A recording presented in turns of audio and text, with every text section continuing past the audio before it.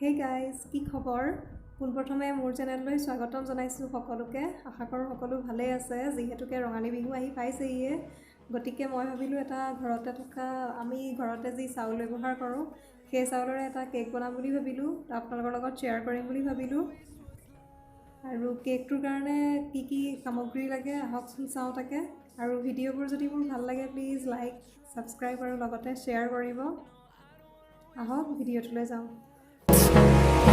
And on we'll go through the wastelands, through the highways, till my shadow turns to sun rays. ইয়াৰ বাবে মই লৈছিলোঁ 1 cup ভাত খোৱা চাউলৰ গুড়ি, আধা কাপ গাখীৰ উনি গৰম কৰি লৈছিলোঁ আৰু আধা কাপ চেনি গুড়ি কৰি লৈছিলোঁ, অকণমান নিমখ আৰু অকণমান বেকিং পাউডাৰ। আৰু প্ৰথমে মই এতিয়া ধুনীয়াকৈ মিক্স কৰি ল'ম পিঠাগুড়ি, নিমখ, বেকিং পাউডাৰ আৰু চেনিখিনি ধুনীয়াকৈ মিক্স কৰি ল'ম। আৰু লৈ পেলাই মই উনি গৰম গাখীৰখিনি অলপকৈ দি মিক্স কৰি থাকিম। গোটেইখিনি একেবাৰতে দি নিদিব, একেবাৰে নহ'লে আমাৰ গোটা হৈ যাব। গতিকে অকণমানকৈ দি ধুনীয়াকৈ মিক্স কৰি থাকিব লাগিব। এয়া চাওক মই ধুনীয়াকৈ মিক্স কৰি আছোঁ আৰু ইমানটো পৰিমাণৰ হ'ব লাগিব আমাৰ বেটাৰটো, তেতিয়া বেছি ভাল হয়। আৰু এতিয়া আমাৰ এইখিনি ধুনীয়াকৈ মিক্স কৰা হৈ গ'ল মিশ্ৰণটো। গতিকে আমি আধা ঘণ্টাৰ কাৰণে এতিয়া থৈ দিম।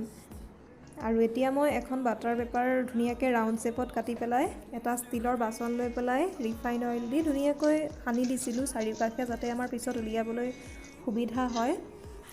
আৰু সাধাৰণতে এই কেকটোক আমি ভাপ পিঠা বুলিও ক'ব পাৰোঁ। আৰু ইয়াতে নাৰিকল দিলে আৰু বেছি ধুনীয়া লাগে খাই, কিন্তু কি কৰিব এতিয়া যিহেতুকে লকডাউনৰ সময়। আৰু ইচ্ছা কৰিলে ড্ৰাই ফ্ৰুটছো ব্যৱহাৰ কৰিব পাৰে। আৰু এতিয়া মই এটা কুকাৰ লৈ পেলাই অকণমান পানী দি তলিত এডাল ষ্টেণ্ড দি লৈছিলোঁ। আৰু এতিয়া কুকাৰৰ চিটিটো এৰুৱাই পেলাই মই ঢাকন মাৰি পেলাই প্ৰায় 5 মিনিটমান সময়ৰ কাৰণে ৰাখি থৈছিলোঁ এইদৰে। আৰু এতিয়া মই আধা ঘণ্টামানৰ পিছত ধুনীয়াকৈ ঢাকনখন এৰুৱাই বাচনটোত আমাৰ মিশ্ৰণখিনি দি দিছিলোঁ।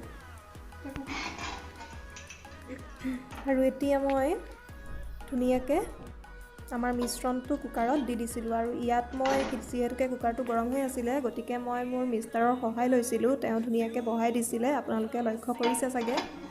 আৰু এতিয়া মই ঢাকনখন দি প্ৰায় আধা ঘণ্টামানৰ কাৰণে ৰাখি থৈছিলোঁ। আৰু আপোনালোকেও ঘৰতে ট্ৰাই কৰিবচোন। আৰু গেছৰ ফ্লেমটো মিডিয়াম ফ্লেমত ৰাখিব, হাই ফ্লেমত নিদিব। এতিয়া মই আধা ঘণ্টামানৰ পিছত খুলি চাইছিলোঁ, আমাৰ কেক ধুনীয়াকৈ সিজি গৈছে, ৰেডি হৈ গ'ল খাবৰ বাবে।